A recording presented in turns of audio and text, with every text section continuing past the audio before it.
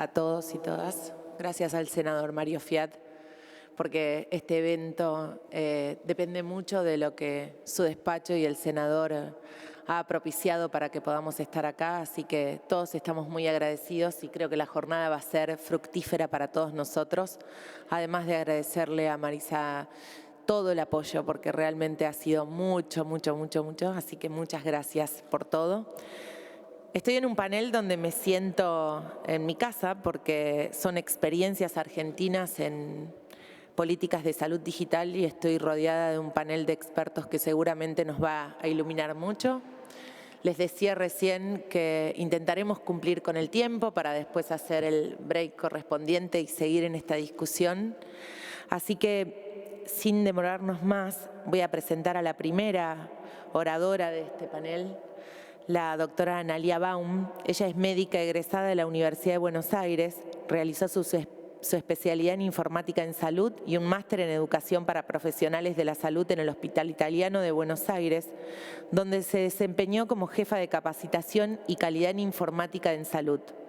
Fue directora de Sistemas de Información Sanitaria en el Ministerio de Salud de la Ciudad de Buenos Aires y en el Ministerio de Salud de la Nación. Actualmente es profesora en las universidades de San Andrés y Favaloro y consultora senior en temas de salud digital.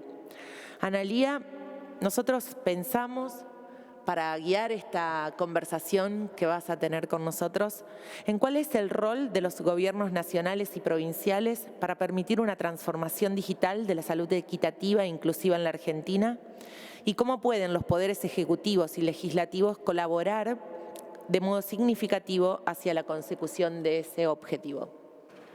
Bueno, muchas gracias por la presentación y la participación en este evento. Yo no sé cuánto los voy a iluminar, pero traje, digamos, una presentación porque todavía tengo más preguntas que respuestas. Así que en realidad lo que traje es una reflexión y como el panel se trataba de experiencias, unidos experiencias. La experiencia personal de acompañar, de ser familiar de una persona que tiene enfermedades crónicas y prevenibles y la experiencia profesional, sobre todo la de haber atravesado la gestión de información durante una pandemia con el doctor Fernán Quirós, que ya se explayó al respecto. Este es mi papá, tiene 81 años y desde los 4 años que sufre o padece de poliomielitis, que es una enfermedad que causa una parálisis muscular irreversible. Tiene una movilidad limitada y por ende, como decía Fernán, sufre de algunas enfermedades que son enfermedades sociales como obesidad, que a su vez le trae una diabetes aparejada, y por su tipo de marcha tiene una escoliosis pronunciada. Todo eso más la edad, porque ya tiene 81 años y por suerte todavía vive, tiene inestabilidad en la marcha y sufre con frecuencia caídas. La última caída tuvo una fractura expuesta de tibia y peroné, con una muy mala curación probablemente por su diabetes de la herida, y terminó ingresando, ya perdimos la cuenta de cuántas veces visitó un hospital, por la guardia con un shock séptico. Y la verdad que en ese momento y en el rol de hija, tanto a mi hermano como a mí nos preguntaban sobre qué medicamentos tomaba mi papá, cuáles eran sus enfermedades, y no teníamos ni idea, porque mi papá siempre se autogestionó su salud. Y entonces nos dimos cuenta que toda la información, por supuesto, estaba en la memoria de mi papá, con la que no contábamos en ese momento. Y cada uno de ustedes podrá estar pensando en su propio historial o en el historial de algún familiar, y en cada establecimiento sanitario que visitamos dejamos un poquito de nuestra historia, ¿no? Como nuestra información de salud bucal en los muchos odontólogos que visitamos, nuestra información de la infancia en los pediatras. No sé ustedes, pero yo tengo muchos cartoncitos de vacunación, digamos, de cada vacunatorio que visité, independientemente del subsector, ya sea público o privado de la seguridad social, y como lo explicaron bien los anteriores expositores, nuestro sistema de salud funciona como silos que siguen fragmentando la información. Y no importa, digo, porque muchos hoy ya tienen un nivel que podríamos decir de maduración digital, pero probablemente con esto que decía Fernán, ¿no? De haber replicado el modelo de papel al modelo electrónico, y entonces nuestra información sigue estando, a pesar de estar digitalizada, fragmentada.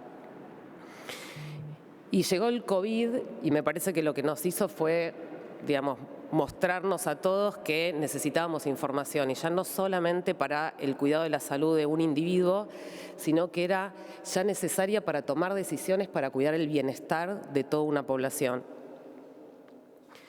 Y más o menos todos en el mundo hicimos lo mismo. Acompañamos con una estrategia digital que lo que hacía era identificar rápidamente los pacientes que tenían COVID y notificarlos y registrar los contactos estrechos, y rompimos muchas barreras porque de repente salimos de las instituciones sanitarias y estábamos monitoreando los síntomas y signos de las personas desde las casas, y podíamos detectar en forma temprana esos síntomas y tomar medidas preventivas que eran las de aislamiento. Y después nos acompañaron muchos de los que están acá con los marcos normativos adecuados y las tecnologías, y entonces pudimos dar tecnologías, digamos, para continuar y coordinar el cuidado de la población, y tuvimos números inimaginables de teleconsulta y de receta digital. Y después llegaron las vacunas y pudimos hacer que la gente acceda cerca de su domicilio a un vacunatorio y tenga acceso no solamente a través de un turno, una aplicación, la web, etcétera, sino que además tuvieron acceso a aportar la vacuna en forma, digamos, la información de su vacuna en forma digital.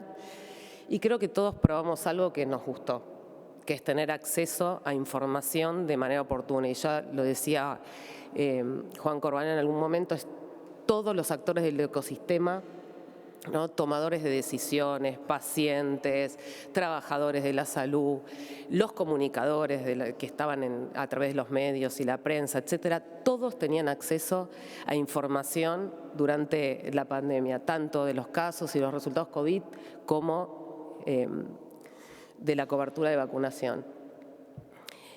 ¿Y esto por qué? Me parece que Fernán en su exposición lo dejó bastante claro. La pandemia tenía una necesidad de urgencia clara y un propósito común. Y esto, los que en algún momento damos clases de gestión del cambio, trabajamos en esto, es el ABC, ¿no? Establecer la necesidad de urgencia, la visión o el propósito común, y a partir de ahí organizar los equipos, implementar, tener feedback, etcétera. Y en este sentido, digamos, todos queríamos detener el virus, ¿no es cierto?, y retomar con cierta normalidad nuestras vidas. Y conocimos nuestro máximo potencial. Y intenté, digamos, poner una imagen que Dani en un debate con Fernán hace poco en una jornada decía, bueno, la tecnología y la pandemia fue como cuando sube la marea y nos dejó la marca, digamos, de lo que somos capaces de hacer, y ahora estamos volviendo a determinada normalidad. Y eso es verdad, tuvimos 80, 90% de teleconsultas cuando veníamos con 5, 10, 15.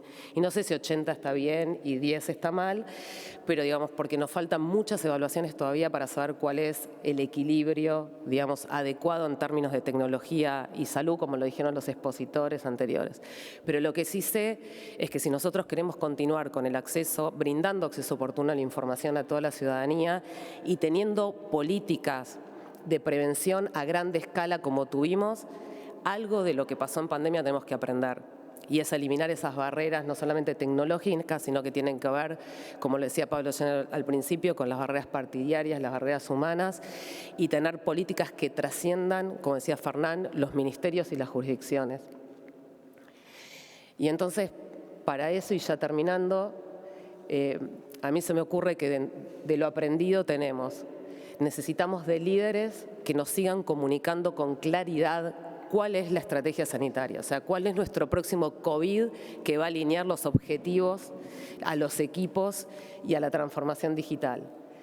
Desarrollar, por supuesto, sistemas integrados e interoperables que le den, digamos, la posibilidad de uso y gestión a la información, adecuar los marcos jurídicos, que ya se habló bastante al respecto, y fortalecer mucho el capital humano, no solamente de aquellos que desarrollamos tecnologías, sino también los que son usuarios como trabajadores de la salud y pacientes. Y termino solamente con esta reflexión porque mi papá no tuvo acceso a un sistema de salud integrado y mucho menos a tecnologías que puedan monitorear y prevenir su estado de salud y enfermedad. Mis hijos, que ya están un poquito más grandes que en esa foto, tal vez sí, no lo sé, tengo mis dudas. No dice Daniel con la cabeza, pero creo que espero que los próximos hijos de ellos y de otros que vendrán, ojalá que sí. Así que muchísimas gracias.